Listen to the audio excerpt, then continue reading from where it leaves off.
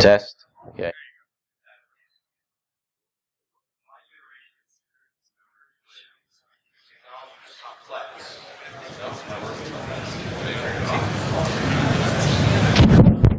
Okay.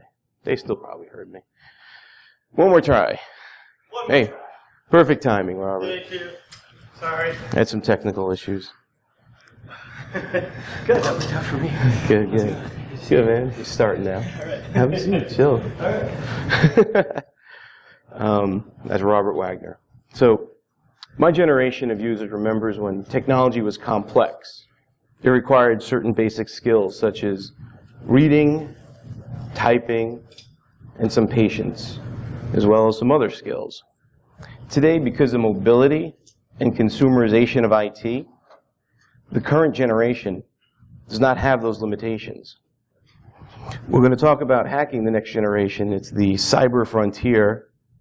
And here is your Star Trek meme, because it's necessary. And here is Riker. And that is all the Star Trek memes you're going to get from me. 1492. Is it okay to share your password with people? Yeah. I'm sorry, what'd you say? Take that back. What? And of course. 1492. Okay. And 1492. Is it okay to share your password with people? Yeah. I'm sorry, what'd you say? Yeah.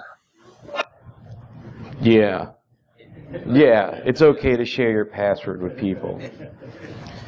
That's my 3-year-old son. He's one of 3 boys that I have. He's the youngest. And before, about a year ago, when he was 2, he barely spoke. And now his language is exploding so much that as he's unlocking his tablet, he's sharing his password with everybody in the room and anyone else that watches this because it's being recorded. So that in there lies some of the issues that we're facing with this new generation.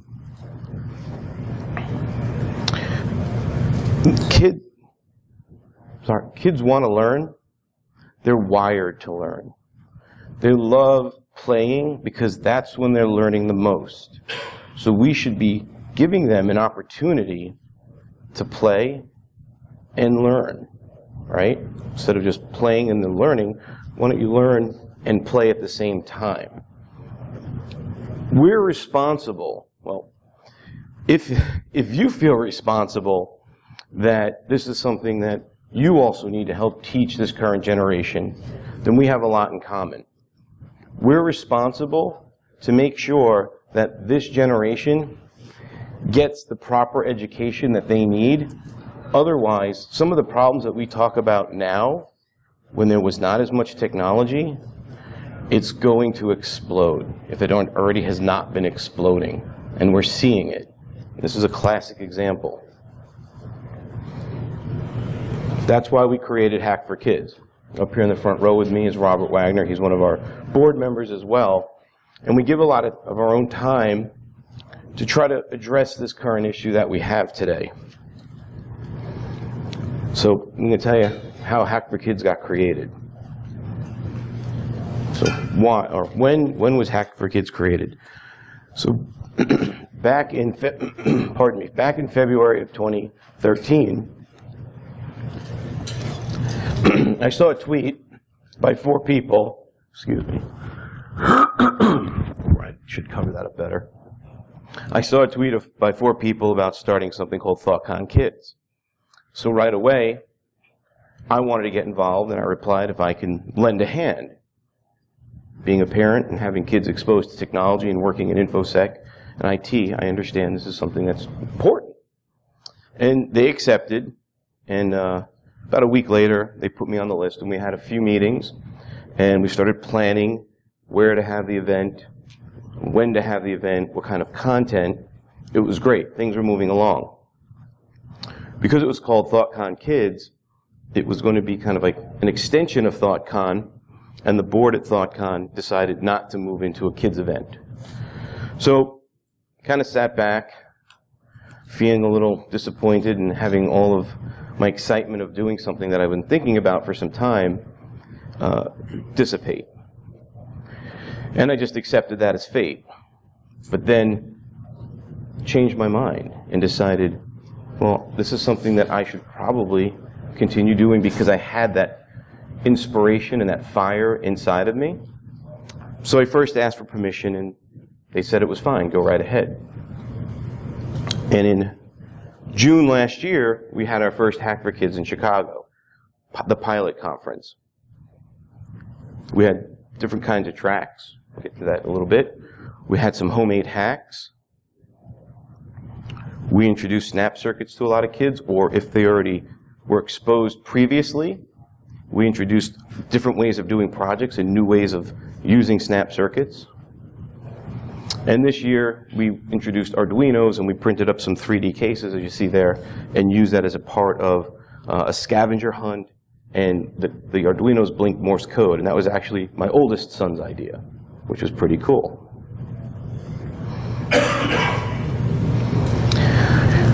And then, my apologies.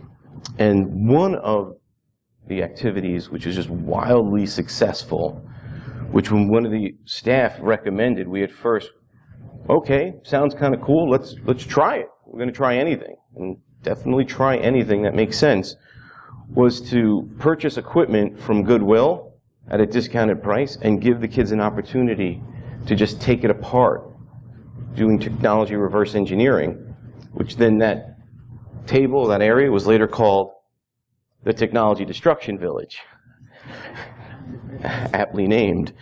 And they love it. They love taking it apart. I mean, you can tell the gender of the person here. Obviously, I'm not going to share her identity, but you can see she's having a great time taking something apart.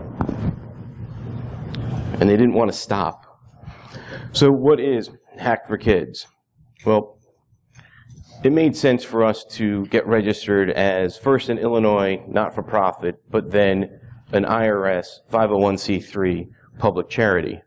You can see there the filing. By the way, if any of you have ever tried to do this before, it's usually a little bit of a task. Sometimes it's daunting for people.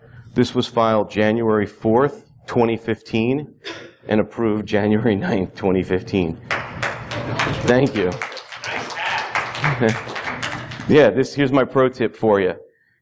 Get the public servants busy right after the new year, and they have like a low bar of work ethic. So what they're going to do is all the little small forms, the bigger ones, they're going to push to the side.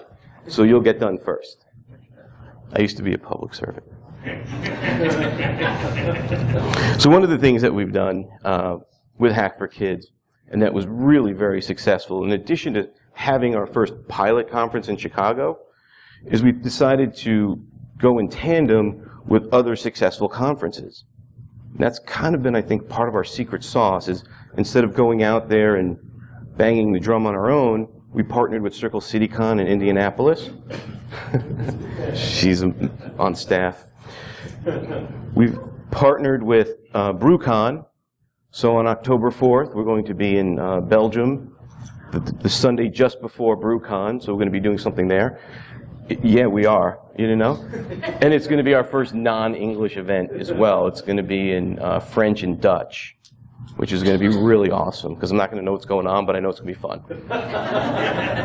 And we're also doing something in Grand Rapids with GERCON on October 10th. So GERCON, for the first time, instead of being a Thursday-Friday event, it's now a Friday-Saturday. And that was a great opportunity for us, because now kids in the Michigan area can go to GERCON, and we're going to do something there. But you knew about that. So if you do want to start your own Hack for Kids, this is partially what we're talking about. We're trying to find people who are interested in doing this in your area. So just for the sake of this presentation, I started to create a Google form. You can write that down now, or this Prezi is already made public on Prezi.com, and you can find it in there. But if you go to the form, that first line that you see, oh wow, it's cut off, is all you're going to really see is just your full name. But we're going to have to ask you a lot more information, but just to get it started. Jake is okay, it's just the speaking, the size of your screen. Yeah, I did it in, I thought they were going to do it by 16 by 9, but, well, was everything else cut off too? I just noticed this. It's all right. You guys power through it. You're tough. When it pops out, it's just getting and the recording's fine. Oh, the recording's fine? That's all that matters.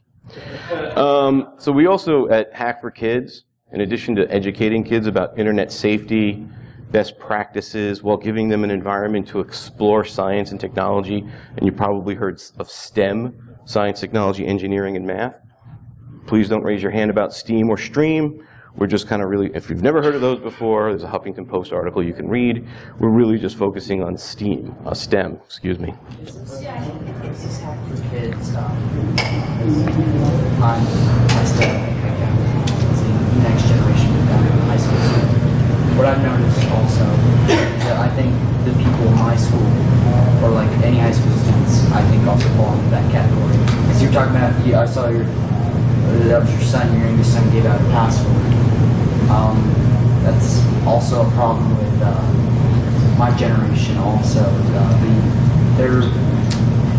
We might need to give him the mic. I was going to repeat his question, but it's gone a little long. I'm getting old and I can't remember all those words. My question is that, is this also to help, because my generation also has the same issues as, they're basically about the same as your son. So his question is that his generation has the same issues as my 3-year-old, but you're exactly right. So one thing I did not mention yet, but I was going to, is Hack for Kids events are really focused on kids ages 8 to 17. And there's a reason for that. But you're right. So you would actually be someone who could go to a Hack for Kids event. If you were over 18, we would encourage you to speak at Hack for Kids. And you could still do all the other fun activities. And even under that, you can speak at a Hack for Kids. Absolutely. Our keynote, well, I'm getting a little ahead of myself. Okay, all right. So while we do take internet protection and safety very, very seriously, we also take child physical safety protection very seriously as well at Hack for Kids. Appreciate the chuckle. In seriousness, we have certain policies, and some of the policies, we put those above all else and we don't compromise them. For example, nobody could be on the board unless you've known each other for well over a year and not you've met at a con and then you saw each other a year later at a con. You have to know each other. Meaning like you've either worked together or you're good friends and you've hung out and you really get a good sense, and well as other people vetting that person to make sure that you're a good moral character. A lot of my training comes from Boy Scouts of America. Regardless of what you feel about their politics, and they've actually made some really good changes in the past week, if you haven't heard the news, which we're not going to get into. They had some issues with people's certain lifestyles, and that's all been lifted, which is great. So I think you guys should applaud them for that. Seriously, you should applaud them for that. So they're very open now, but the training that comes from the Boy Scouts of America has helped me understand what the young mind wants to learn about and how they want to learn. You could teach them whatever you think they need to learn, but if you're not giving it to them in the format they want to consume, you're wasting your time. But the protection that the Boy Scouts have is we've adopted a 2-to-1 ratio, which means there will always be at least 2 adults to 1 youth. We will never have a 1-to-1. It protects both parties. It protects the youth from anybody that might be a predator, or that could be a life-changing event, whatever that means, as well as the adult may be falling victim to somebody with a creative imagination, and that being a life-changing event. So that's something to keep in mind if you think about doing this. This is very serious. We have other policies such as no mobile phones in the restroom. You can put your phone in your pocket, take care of your business, and leave. It can wait. Why? Again, the assumption of what might be, or the perception of what might be happening. Protect yourself, put your phone away. Some of the other things that we also do is, part of the vetting, the folks, okay, you could read that, is the volunteers. We don't make our volunteer form public for anyone. Amanda can attest to that. I've known Amanda for a little over a year now. And I asked several people about Amanda who knew her longer than a year, and then I gave her the URL that was hidden on our webpage to fill out a form. Because we just don't want anyone off the street to comb over. Get it? You gotta read it. I still don't get it. I still don't get it. Oh, he's got no hair. What parts of the country does the Hacker Kids cover? We're getting to that. The question was what parts of the countries are we in? But we're going to get to that. I guess you could say that joke is over my head. It absolutely is, sir. No, I appreciate that kind of humor. So even the photography of people on staff is in a controlled form. They'll put it on an SD card, and it goes from them to me. And then I go through that, and if there's a parent or somebody who wants the photography of their child, they let the photographer know with their email, and then I share that with them, and only them. On our website, we do use some photos, like here in this particular instance. Nobody can identify this youth except for anyone who's a family member, a relative, or a close friend. And it protects the child. But you could still see he's experimenting with snap circuits, and then there's the Arduino right next to him. This is another example that we like to use. This youth is 7 years old. I personally know him, and I can recognize him. But you have no idea, even if it's a boy or a girl, because of the curly locks. One moment, sir. But you can see here they're actually active and they're doing something. Yes? I noticed that there's a little bit of blurriness in the face area or the head area. That just happened to be that photo, but I have some others that do show their face that I intentionally blurred. This was the badge that we printed this year, and there's a story behind it, but I'll spare you, and it was actually a 3D printing accident. But it was a really nice badge, and what's really nice is the bottom where it says Chicago, we can custom that to every location. We're going to come up with a new badge next year, but we also have the year, so it's a really nice memento for the kids. And this white badge is specific to the tyros. Tyros are what we call the youths that go to Hack for Kids. Tyro means learned or a young learner, almost like a Padawan. I'm sure you've heard that word before. You can relate to that. The adult badges would be white, but they don't have the Tyro symbol.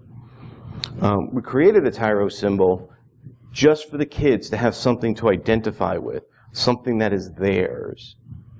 That symbol that you see there, while it looks like an arrow, it's actually like a Nordic rune shape, which is kind of like the arrow. It's a little more pointed here in this case, which it's called the Tyre, T-Y-R. Tyro spelled T-Y-R-O. The Tyre means strength and warrior, right? The circle completes the word Tyro, and the circle represents the unity of the hacker community. And if you're on Twitter, don't giggle. And the hacker's quest of never-ending knowledge. Because as you know, once you've solved a problem, or you've changed something and you've kind of flipped it around and looked at it a different way, you kind of turn it sideways. You might put it on a different bias. You never stop looking at things to improve them. So that's their symbol. If they're a speaker, they get a blue version with the Tyro, but if it's an adult speaker, they don't have the Tyro symbol at all, because they're not a Tyro. We call the adults Pones, short for chaperone, but it also sounds like another word you might know. And the staff are admins. So kind of give you some of the nomenclature. So why and where? This young man asked that question. Why and where Hack for Kids? Well, before we get into the where, here's the why. Well, you may have heard of Roots Asylum, previously known as DEF CON Kids, a fantastic kids ethical hacking conference. That was my first exposure to this particular type of medium. And immediately I was taken, and I wanted to bring my son, who was turning 8, but my oldest son, and at that point in time I realized, do I really want to spend a week in Vegas with a 7, almost 8-year-old? No. Long nights, or late nights, a little bit of sleep, odd meals, early mornings, and it's Vegas, right? So I kind of tabled that, and that was also part of what lit the fire in me to create Hack for Kids. There's another conference in San Jose known as Hack Kids. You may have heard of them. You go to hackkids.org. another great conference. But the thing about these two particular conferences is that they're in the West Coast. Roots is in Vegas, Hack Kids is in San Jose. What about the rest of the country, which is pretty much what you're asking. So that's why one of the things that we wanted to do at Hack for Kids is really kind of start to think much broader. One point I'd like to make here is I view these two organizations as partners or allies or people that have the same mission and passion for what we're doing, and not as competitors. And I've seen some communications on the internet that there was some type of competition or rivalry, but not from them, from other people. And I just really want to make this point clear. If your idea of productizing internet safety for children is what you want to do in an event, this is not for you. Don't do it. We want to teach the next generation what the dangers of the upcoming future. He said we want to teach the next generation about the dangers of what's coming in the future, correct? So fast. Exactly. Mobility. It's advancing very quickly, probably faster than we can keep up with it, but you're absolutely right. But it's not the dangers that are in the future. There's a lot of dangers right now. So have I. But what I think it's funny though is that you see that, but you also see how the kids now are getting younger.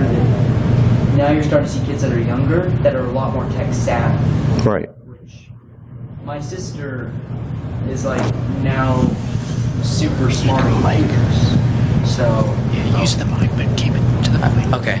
So now that we're like your son was able to use an iPad and all that. He can only read numbers. He can't read words. So. But by the way, it was a Samsung tablet, but you didn't have that. That's okay. Sorry. So now that they're starting to get like I've seen little kids with iPhones. Yeah.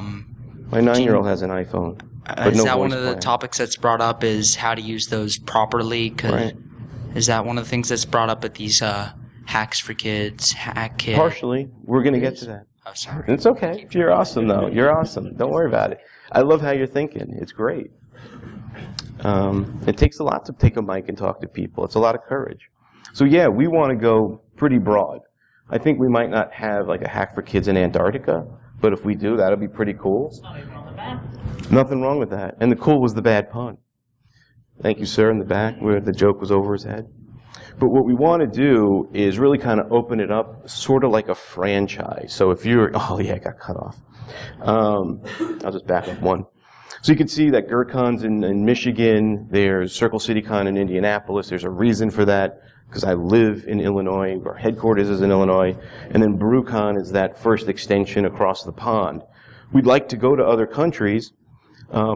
Scalability is a problem. There's me, there's Robert, there's a few other people on staff, but we have day jobs. So that's why we're looking to the community. If you're interested in doing this, if you have some experience, and you really want to participate, and this lights a fire in you, talk to us. Give us your business card. We'll talk to you. But we also need you to rely on you to take the initiative. Be the leader in your region. We will give you the framework. We will give you the guidelines. We will even give you some funding if we have it. So it's not something that where you're all alone trying to figure it out. We know how hard that is. So who we, or I guess maybe who Hack for Kids, how we're affecting, I think I might have not been too good. So the kinds of columns of content that we provide, now I'm going to answer your question. We provide speaking tracks, activity lab stations, we just call activity stations. They're all very hands-on, as well as workshops. Go a little deeper into that. Oh, and very importantly, in case you recognize him, he's right there. We're partnered with the ISC Squared Foundation. You heard of somebody who has their like CISSP or one of those exam or certifications from ISC Squared. We've partnered with them, but they have a foundation portion which is very focused on youth safe and security online, or safe and secure online is the presentation Robert was giving there, and that is mandatory at every Hack for Kids.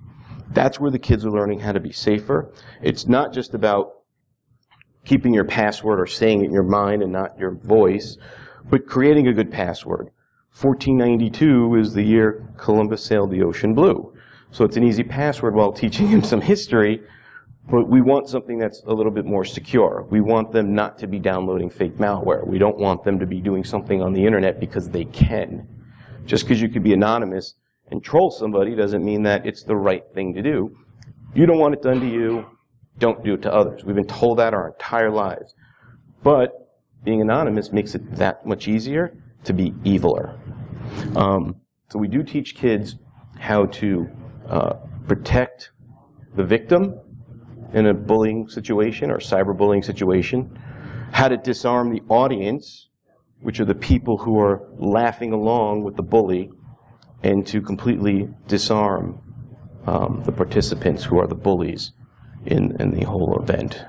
We don't like cyberbullying, and that's something that we do try to emphasize and really teach the kids not just not to be bullied, but to also get involved if they see bullying and to stop it. Yes, sir? The Safe and Secure Online presentations do require, it's gated access, it requires an account through ISC Squared, and in order to do that, the qualifications are a CISSP, as well as going through their training. They do a background check on every individual, as well as some training. I meant, do you have, is that information, the education available online? So if people want to learn how to be safe online and all those things you described. Perfect. We don't have that. We have other types of information in our library, but there are websites like ChildNet or Safe and Secure Online, which is another, or Stay Safe Online is another great website that has a lot of that information. If you just type in Safe and Secure Online, you'll find copious amounts of data.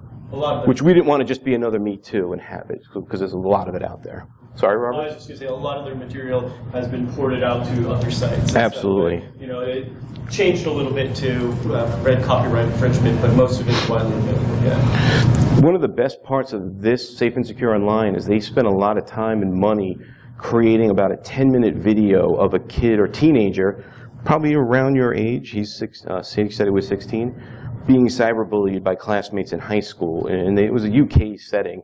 Not much dialogue, but a lot of music. Just kind of really set a tone that when that video is over, everybody just is quiet in the room and thinking through what happened. I mean, just talking about it just gives me chills. You got to see it for yourself. And it lets you know the victim in that story turns out to be okay, but the bully gets arrested because cyberbullying is illegal, if anybody was unaware. So this year we were fortunate to have our first keynote, and our first keynote, you can see here is Ruben Paul, who's a 9-year-old CEO. You may have heard of him already. He's an awesome guy. He's an awesome guy. He started speaking at DerbyCon last year when he was 8, and now he's 9, and he's an international speaker, and he's achieved more in 1 year than some adults do in their entire career. It's amazing. He's a bright kid, great kid, but he's also, he does other things in technology. He goes out and does martial arts and the whatnot. So we're very fortunate enough to have him in Chicago this year. So the activity station, so this is one STEM example. The challenge for the kids was to create, actually I'll just kind of jump to that, was to create a popsicle stick catapult out of popsicle sticks, glue gun, rubber band, and a plastic spoon. They were given a picture, or they saw some other creations other people made, and they just had to build it. There were no instructions. When you're doing R&D, there are no instructions. It's all applied sciences. So we gave them something to apply with a goal. So you got to give them the objective and help them get there. But we didn't say, do this, do this, do this. We're like, this is what it looks like. How do you think you should build it? And not all of them look like that. A lot of them didn't. And some of them came up with better designs. And then they were having a competition on the floor, shooting balls of paper, who could go further. So not only did they build it, they were testing it, which is what R&D is about. It was great. Some of them make crossbows, too. Yeah, that was in Circle City Con. They started making crossbows. Do you guys work with a maker of air people? Because I think my daughter, she just turned 10, she was in war, and they had kind of like a pack for kids kind of there, like it's like part of the maker tool where it gets 3D printing some of the stuff.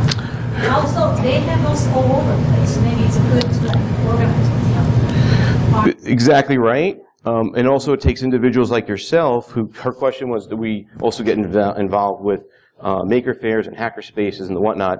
And there's a lot out there, and they keep popping up, and they keep kind of disappearing. So it really takes people who are local in those areas to be the ones that initiate to the maker spaces and say, hey, if you want to do something with the kids, I know of this group called Hack for Kids, and maybe you guys can collaborate versus us knocking on doors, because Robert and I know we knock on a lot of doors, and there's a lot of times they're not open. Because we're just somebody they think. What you described is some of their stuff, that's what they do. They have all this activity. Yeah. It's very cool. I have another version of that involves just a few popsicle sticks and some rubber bands, and they need to make a catapult. It's just different. That's for a younger group, because a glue gun's kind of hard for like 7-year-olds and younger. But we also do stuff with scouting, as I pointed out earlier. So if there is a scout who is working on their STEM Nova badge, they could be notified here of, oh, by the way, this is where you'll get credit towards that. So they have other types of achievements that they're working on. There's nothing better than working on something while you're also doing something else at the same time, right? And they like that. So we identified that in there. And then the workshops, the way we organize the workshops is based on the venue, how many we're able to have. But by the way, to answer your question, yes, in Indianapolis, we did work with the local makerspace, and they printed up a bunch of catapults as well. That was a different type of assembly. Actually, they were trebuchets, excuse me. So same kind of thing, but a little different. So the workshops, we've done a few different types of workshops. These are workshops that I know adults want to sit in. Last year we did workshops like, oh, I just had a mind blank.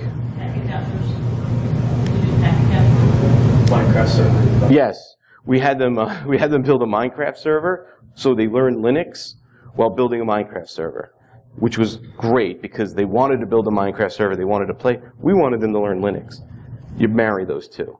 The other one was a robotics programming workshop, and that one also was broken up in the morning and afternoon based on age groups. So for the older kids, they had to work with a robotic arm. The younger kids worked with a little truck that they had to program to go through a maze. This year, we did stuff with Raspberry Pi, so it was an intro to Raspberry Pi. And one of the challenges that we did was we didn't have them just have a monitor with an HDMI cable or a keyboard with USB. We had them booted up. We knew the MAC address of the adapter, we told them the IP, and then they had to use XRDP in order to get to the Pi. So they learned that maybe at home, if they don't have all the resources they need, how to be resourceful, and how to figure certain things out. Or should I say all the equipment at home and teach them how to be resourceful. Once they got through that, then there was a Python script that was pre-written for them. We walked them through that, and what that was doing is it was using the GPIOs to talk to a robotic servo motor. So they were starting to learn the fundamentals of robotics as well, all within a 4-hour workshop. So all this workshop really is on a volunteer basis. The reason I asked that is because IT Tech Temp, you know, the big, I know about IT. big profit company. Could you say your question over, please? Yes, I said this workshop all volunteer and free, so we can reach lower income people. Because I know I sent my daughter to the Tech Camp. They're $1,000 a week for IT Tech Camp. Yeah. How to do Minecraft, Java program. She's really in Minecraft. Not everyone can afford $1,000 camp. No. So I'm saying we should extend this. And I don't know if the current model is free or volunteer basis or minimum charge. You know, we should be able to run this more often. And cheaper than $1,000 a person a week. It is a lot less than $1,000. I did send one of my kids to ID Tech one year. I'll keep my opinion to myself because I know I'm being recorded. But it was a good school. But you're right. We generally charge for the kids, for the tyros, $40 for entry. $40 includes a shirt, a badge, stickers, a prize, and lunch. See if you can get all that in under $40. And if you can help us. But you won't. That's hard. For 100 people plus. So that's why I'm surprised that we can, we should be able to get funding for this. Because You'd think. like ID Tech can charge that much money. It's full. I try to sign my daughter up. It's always full. Well, and for adults, we only charge $25. Because the adults, they're going to get a shirt, they're going to get a badge, they're going to eat. And we're in downtown Chicago. So we were in the city. You know, go to lunch, you're going to pay $10 or more. The workshop, that one was a Web Hacking Exposed Bounty Hunter edition, so it had a Star Wars theme, and the kids were learning about web apps and how to attack a poorly made web app, and as well as how to fix the code. That was free. So you paid your regular $40, you could go to one workshop. The one with the Raspberry Pi, because the kids left with the equipment, we split the difference at about $39. Yeah. That's good. But I know for a fact most parents, on the average, pay $220 a week just for anything, right? So, well, can't. We're one day, though. We're not, a whole week, but we're one day on the Saturday, packed filled with fun and learning, and sometimes you get to walk away with a Raspberry Pi, but I haven't even gotten to the prizes yet. We're pretty darn generous at Hack for Kids. We're working on it. I know somebody in Atlanta that wanted to do it in Atlanta. That's the problem. They get excited, and they fizzle. People want to do it. I know people in Austin. I want to do it in Austin. People get excited, they get busy with life, and it fizzles. And for Robert and I to keep pestering people, we only have so many friends, and we're losing some of them because they keep helping us with Hack for Kids. You'd think. But Amanda's great. She helps us. She helps everybody. So I know she won't go away. But some other people, you might get one time out of them. And that's cool. You don't blame them. But you're right. We don't pay anyone. Everybody volunteers. Nobody on staff gets paid. We could pay you, you said? Oh, I can't get rid of her. I know. You're like luggage. So just to kind of give you what we did in Chicago, we had, for example, the Python for Kids. So if you heard of Python for Kids, that's the No Starch Press book, who was very generous, and they sponsored, and they gave us some books to give away. And with their permission, we were able to use the name for the course, it was actually an activity station. And it was really designed, and it's just another example, we did several things, but just to kind of give you a clue, it was about the first 4 chapters and then the 6th chapter within the book, and it was like really fast tracked. So it was, here's Hello World, here's how to accept raw input, here's how to output your input, here's how to make a list. So like the second exercise is, who are you? You type your name and it says, oh, how do you feel today? Very simple stuff, but they're learning the fundamentals. The next one with the list was just teaching them how to collect data and store it, which is like an array, and then drawing shapes, which then they all love the graphic part. So it was just importing the turtle module within Python. Then we did something like, here's your challenge. Now that you've done your exercises, we've created a challenge, or I think this might have been out of the book, called Dizzy Turtle. Yeah, I got this screenshot from the book. And it was just basically a for loop, about 10 or 11 lines of code, just to teach them how to create this concentric square, but yet just kind of do it in a loop and know how to make the distance a little less, just basic like flow control. And then this other one was another challenge, was make 2 lists of your favorite things and then join them. Because that's kind of how a database works, right? You have information, and then you do a join. And it just gives them the idea of what programming looks like from that perspective. And then the Fibonacci series. That was a tough challenge. Nobody got that one. Pascal's triangle. Pascal's triangle? That's related to. Oh, they're adding the sides and the numbers? You add them diagonally. You add them diagonally, he said. You really want to go to Hack for Kids, don't you? And the last bit at the bottom, where it says some content for the activity was taken from the book, give credit where you cite your sources, and also state if you have permission to do this. It's very important, because this is going to go on our website. It's going to be open for global viewing, and there's going to be some trolls who come back and say things negative. There are trolls on the internet now that even have said some negative things about us. And what could we have done wrong? There's just people that have free time and a lot of hate. Makes no sense. So on our website, if you want to see some of this content, this is what it looks like right now. You go to hackforkids.com, click on the library, and here's content from 2014. So we want to share this stuff. We don't want to keep it to ourselves. So we charge a little bit of money, but then we make all the information as free as we can. We have some presentations. Here's the Minecraft workshop notes, so you can build your own Minecraft server if you want. Here's some crypto challenges. So have you ever done a crypto challenge and you have like base 64 and you copy and paste it and you drop it in some kind of decoder online, and guess what happens? There's your plain text, right? You're decoded. Well, these are all graphic images, so they have to type it in. No shortcuts. But we're going to take the content from this year and put that online as well and expand it, because we have a lot of new content. Prizes. At the end of every conference, because every time the tyros are going to an activity station, they go to a presentation, they go to a workshop, they earn a token. Some kind of incentive for them to continue participating in as many activities as they can, so they get as much exposure to all the content that we have. At the end of the day, They give us those tokens, and then that's a drawing. Oh, sorry, that's an entry into a drawing that we have. So we put it into a hat, and we kind of swirl it around and pull it out, and their name would be on it, and then we call them, and they can come up and pick whatever prize is on the table. What we're doing this year is I was able to get some virtual Minecraft servers online at cloud at cost. So that's a grand prize. That's over $100 value. Yeah, it's an awesome prize. It was like $156. We got it at a discount, and all the grand prize winners have gotten one, and they all loved it, and they were all super happy. And sometimes there were kids crying that they didn't get it, right? Minecraft's like the thing. Everybody I know. Minecraft is. It's good stuff. And on 16-bit graphics are underrated. Minecraft's great, even for development, learning Java. In this particular case, this is a snap circuit. Unfortunately, Elenco, who's the creator of this award-winning kit for just teaching electrical engineering and projects, is like in the next town over where I live.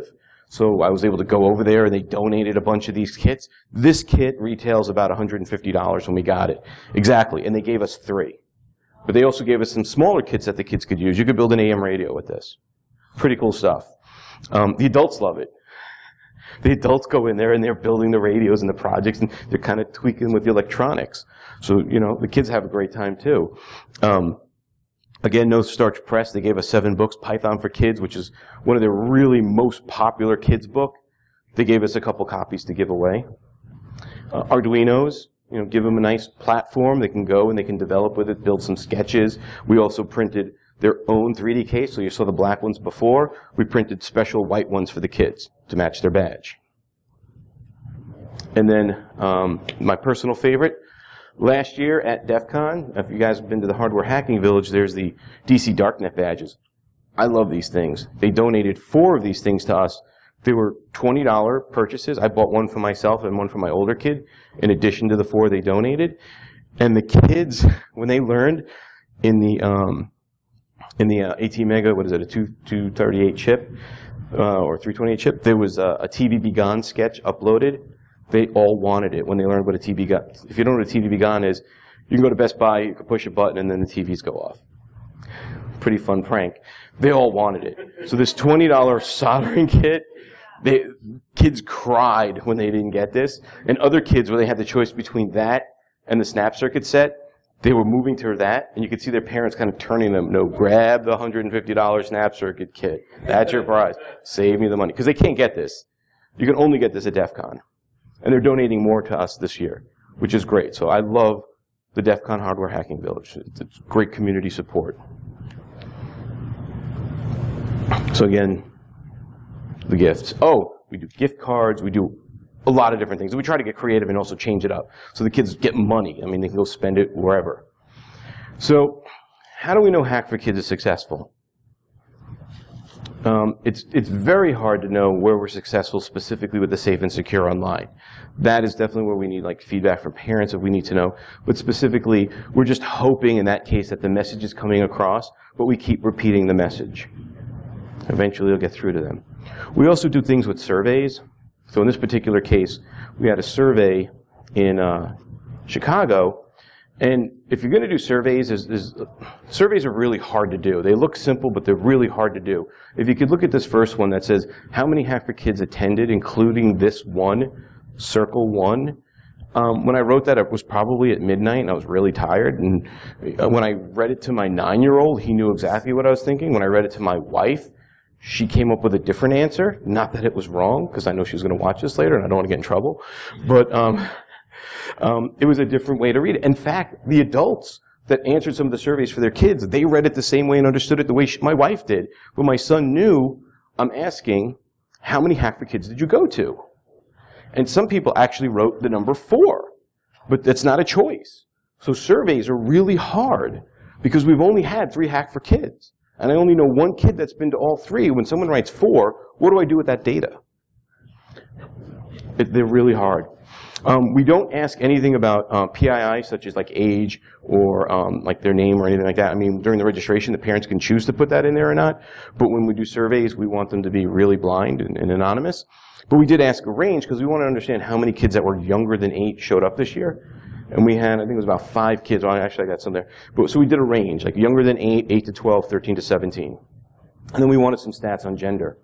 But when then you actually kind of zoom into this here a little bit more, you can see here's all the different categories, and then the columns of 1, poor, didn't like it, 5, excellent, loved it. And we did this right before we gave out the prizes, so it was kind of like a Puranic feeding frenzy where the kids were just filling them out because they wanted to get to the prizes. And some of them were just circling 1s. So that completely throws off your data.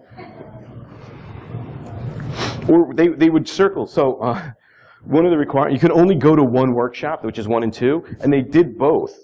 So which is the right one? I don't know. Could I have done it online? Yeah, but we're going to have people like a line in front of computers.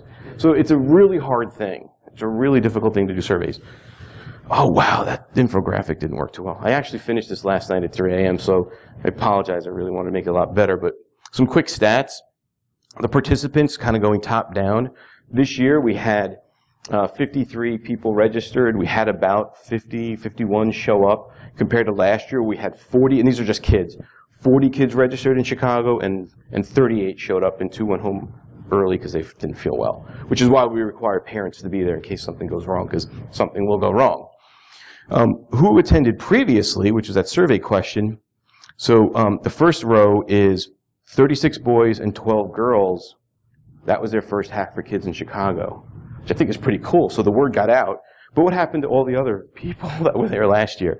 I know 2 boys and 2 girls were at 2 Hack for Kids previously, but there was also 1 kid that went to Indianapolis and then Chicago, but we never got a survey from him. Or if we did, they didn't quite understand the question. So that, again, the data, it's not clean, and it's hard to normalize.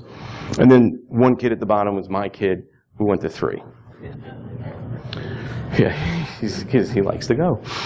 Age ranges, you can see here is a percentile, and then the shape of the donut.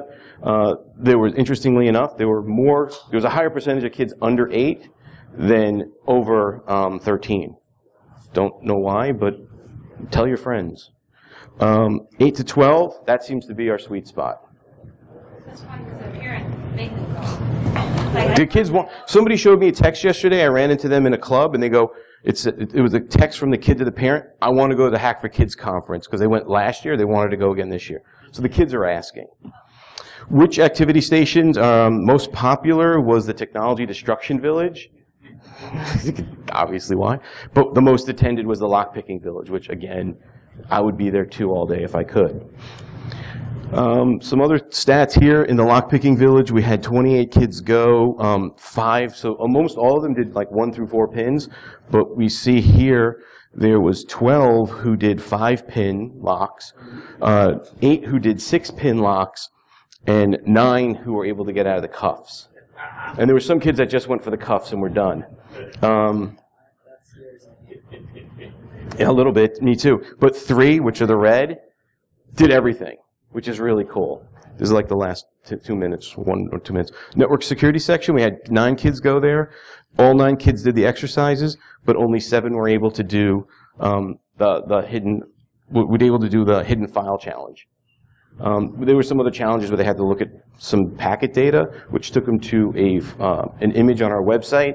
They had to get the image from the website, so they had to find the URL. And then in the image, there was a hidden message, so they had to find the message, which is pretty fun. Sorry? It wasn't in the EXIF data. It was something else. It was hidden somewhere else. I'm not going to tell you because you might want to do that one day. So Python for Kids, we had 10 kids show up to that activity station. We had 10 kids do all the exercises up to number 3, and only 2 were able to get as far as 2 challenges. Nobody was able to do the Fibonacci. Spy math, we had 12. This was cryptographic challenges, like number theory and stuff like that. But if you say, hey, you want to do some advanced math proofing, we're not going to have anyone show up. But if you call it spy math, you get 12 kids show up. And that was Robert's name. So we had 7 of 8 show up. So I'm sorry, out of the 8 challenges that they had to do, 7 were done by 7 kids. And then 2 kids were doing proofs. And they were not in high school, which is really impressive. There was 1 kid that loved crypto so much. I call this payday. We were in Indianapolis. He showed up, had no idea what Hack for Kids is. He goes right to the crypto challenges. He sat there and said, I love this. And I was like, did you ever do this before? He goes, no, and I'm going to be here all day until I do all of these challenges. And he sat there doing every single one. And then when he went to Chicago, he's like, are there going to be new challenges? Like, absolutely. And I was emailing his dad, and his dad was like, yeah, I don't know where he got this from, but he really loves this stuff. And we had more challenges. We even had a board printed in Braille, and they had to feel through and figure out what the hidden message was in Braille. And then the Technology Destruction Village, we had 14 kids show up. They had to identify 7 electronic components. Of that, 5 of them did all 7, and nearly all of them were able to figure out what a capacitor is, which I thought was pretty cool. Flux capacitor. Some additional comments, real quick. You could see there, some of the other comments was like, guess who? We didn't want to include that. Lastly, just you want to join us on this journey, you want to climb to the top of the mountain, you want to have a hack for kids in your area, let us know. You know how to reach us. We have a table out there. I might not be there, but definitely give your contact information or card to somebody. Let them know why. We're online. That's our Twitter handle. That's me. I'm Dave Schwartzberg. You notice how I did not talk about myself at all and who I am. And then I work for Mobile Iron, so they sponsored me to be here, so I want you to know who they are, as well as some third-party references. Thank you very much. I appreciate your time and attention today.